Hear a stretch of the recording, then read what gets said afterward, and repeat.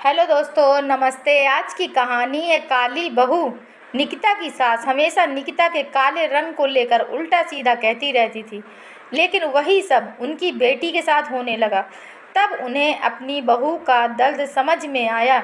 निकिता का रंग साफ नहीं था, इसलिए शादी के कुछ दिनों बाद ही सास के ताने मिलना शुरू हो गए कि ये काली कलूटी बहू मेरे ही किस्मत में लिखी थी। निकिता की एक छोटी ननंद भी थी जो हर वक्त किसी न किसी बहाने से निकिता को बुरा भला कहती थी।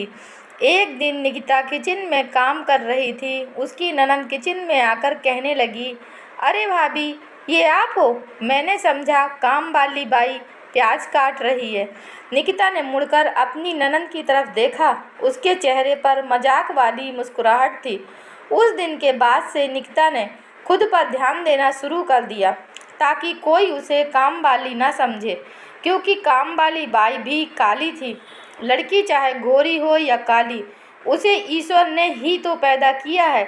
लेकिन हमारी सोसाइटी ने आज ये कानून बना रखा है कि हर काले रंग वाली लड़की बेचारी सारी उम्र दूसरे लोगों का मजाक बनती रहती है। एक दिन निकिता अपनी बहन के यहाँ जाने के लिए तैयार हुई तो उसने नारंगी रंग की एक खूबसूरत साड़ी पहनी। थोड़ा बहुत मेकअप भी कर लिया। वह हकीकत में देखने में फ्रेश और सुंदर लग रही थी। उसका पति घर के बाहर मोटरसाइकिल स्टार्ट किए उसका इंतजार कर रहा था। निकिता जैसे ही अपने कमरे से बाहर निकली और सास की उस पर नज़र पड़ी तो सास ने उसे कोसना शुरू कर दिया।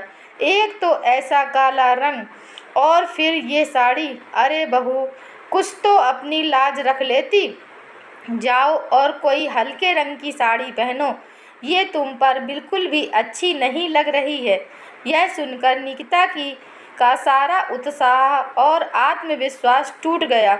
उसे ऐसा महसूस होने लगा कि जैसे उसके पैरों में जान ही नहीं बची। सास के पास बैठी उसकी ननंद भी अपनी माँ की हाँ में हाँ मिलाने लगी और जहरीले अंदाज में कहने लगी, अरे भाभी, आप हल्के रंग पहना करें।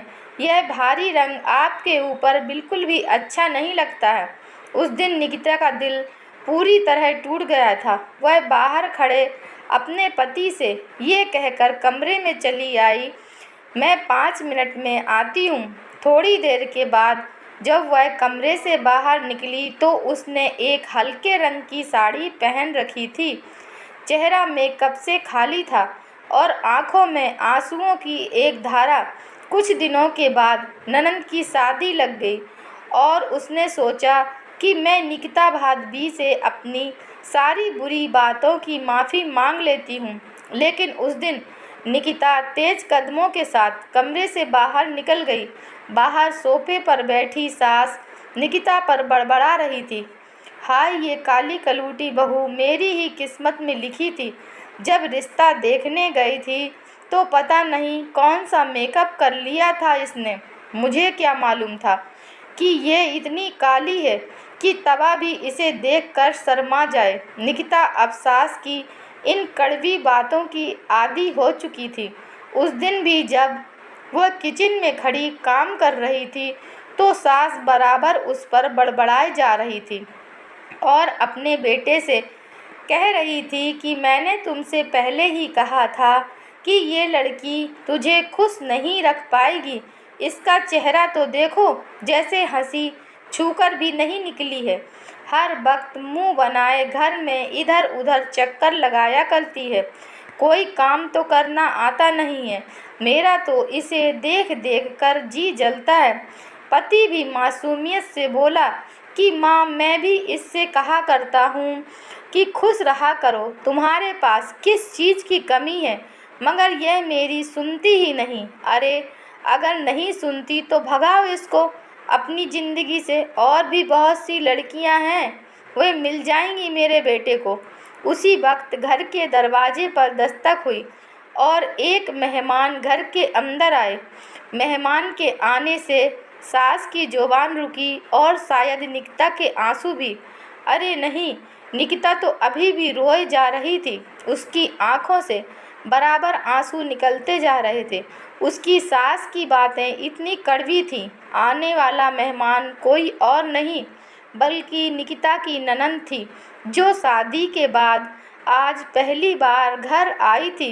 निकिता सुबह से किचन में अकेली काम कर रही थी। उसने मेहमानों के लिए बहुत ही सलीके से खाना बनाया था। रायता बनाने के लिए दही लेने को फ्रिज खोला तो उसमें दही नहीं था। उसने सोचा कि सास से कहकर दही मंगवा लेती हूँ। वह सास के कमरे की तरफ बढ़ी, लेकिन कमरे के बाहर पहुँचते ही निकिता के कदम रुक गए, क्योंकि अंदर से उसकी ननंद की रोने की आवाज़ आ रही थी। वह अपनी माँ से लिपट कर रो रही थी और कह रही थी कि मेरी सास मुझसे कह रही थी कि सिर्फ गोरा रंग होने से कुछ नहीं होता, माँ बाप को कुछ काम सिखाना भी चाहिए। मेरी सास मुझे जब भी देखती है तो मुझे कोसना शुरू कर देती है, हर वक्त बुरा भला कहती है। मेरी शादी को सिर्फ अभी 15 दिन हुए हैं। मेरा उस घर में दम घुटता है। कमरे के अंदर बैठो तो सास की बातें कि कमरे में घुसी बैठी रहती है, कोई काम नहीं करती, और बाहर निकलो तो अलग बातें कि इस जैसी फूहड़ बहू तो मैंने आज तक नहीं देखी। एक काम करने की तमीज़ नहीं है। मेरी सास हर रोज़ मेरे पति से मेरी शिकायत लगाती है, और आज सुबह तो ऐसा हुआ कि मेरे पति ने सारे घर वालों के सामने मेरे गाल पर एक तमाचा मार दिया। कमरे के बाहर खड़ी निकिता का दिल जैसे धड़कना भूल गया।